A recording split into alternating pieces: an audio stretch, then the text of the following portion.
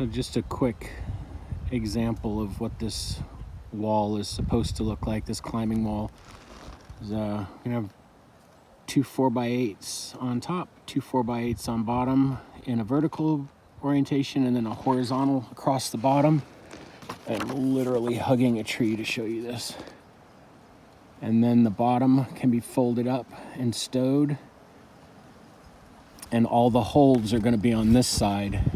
So this will be just a slick surface, so it'll provide kind of a 8-foot unusable zone to keep it safer for kids.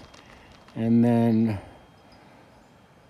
right over there where that little shelf is, that'll be an intermediate deck that'll have a permanent ladder up here, but you'll need some kind of a ladder to get to that intermediate deck. So you have 8-foot safety here and about 16 feet of safety here to keep kids and people that shouldn't be on it off of it. Should work out well. Hey YouTube, Kirk, how are you? So I'm out in the yard, and I had mentioned that I'm working on a tree house, tree fort, and that's it. It's coming along quite nicely. My design has been pretty dynamic. I'm learning a lot as I go.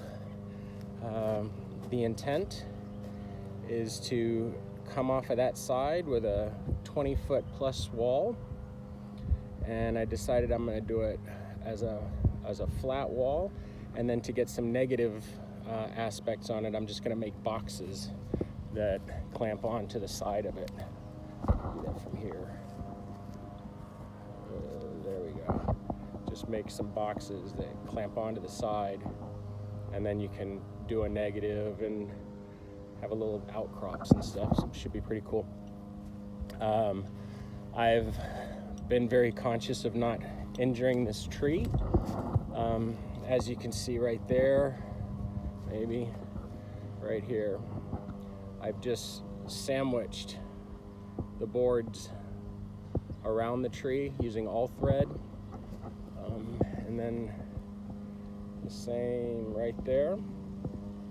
So it's not actually, nothing's really penetrating into the tree with one exception, and I'll go up there and take a picture of that here in a second. Just now it was difficult getting it up because you're suspended up there, and it's it's kind of wonky. And yesterday I finally got the decking down. I'm using some old redwood that I'd pulled off of a deck, and I spent yesterday sanding it, and I've been using Thompson's timber oil, which goes on just like water. It's really nice. Smells like linseed oil, but it's pretty neat and tidy, and you get a real even distribution on it. I've been real happy with it on that arbor over there that's leaning up against the woodshed. I did the same thing with that. So yeah, thumbs up for Thompson's. I know it normally gets a bad rap as being a cheaper product, but that timber oil works pretty well. So I came out here just to do some cleanup, and I knew that if I strung those two guys, I could only get 16 footers. Lumber costs are just phenomenal right now, and that's really been my Achilles heel on this project. But I bit the bullet and bought about $300 worth of lumber to make some progress. And the reason I did this is then I get home from work, and I can do a lot of stuff from the ground here. I'm going to,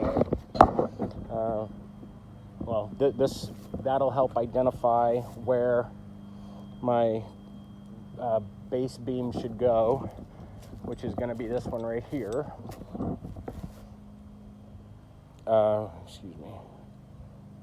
That one. I'm going to give it a quick sanding and clean it up a bit, and then I'm going to just use some wets or dry set post mix, and once I've decided where the beam goes, dig a couple of pits, put some anchors in there with some dry mix, and then once everything's leveled and set, I'll just wet the post mix and let it cure. But yeah, having this down here at a working height now is really going to be a great benefit for me to be productive this week. And I think that's one of the secrets. I think you have to break everything down into smaller chunks and maybe think ahead a move or two to be more efficient on stuff. As I've stated before, I find a little challenge in finishing projects, certainly in a reasonable amount of time. But I got that going on, and I'll post more about it as time passes. Thanks for tuning in. So this is about, I don't know, 6 feet from the top. It was a big craggy dead branch. This is all oak, obviously. It's about a 15-foot dead branch, and when I popped it, everything was rotted all the way down into the mother trunk here. So what I did was I cleared everything out, just finger clean. Went and got two 10-inch galvanized lag bolts and ran them really deep into here so that they ran, and they ended up sticking out about 3 to 4 inches in here. And then I put this, what brand was this? It is a wood putty by, JB Weld. JB Weld, and I liked it because once you could mix it in the can and it's still pretty much poured. I mean, it was like thinner than frosting, but you had to, it was able to pour, and it's setting up nice. And worst case, all this bark breaks away, and I've basically just used it as a casting for this this epoxy outrigger. And then this was yesterday's home away from home.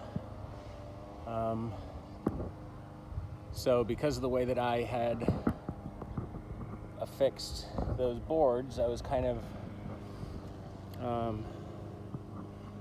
a victim to whatever the level was.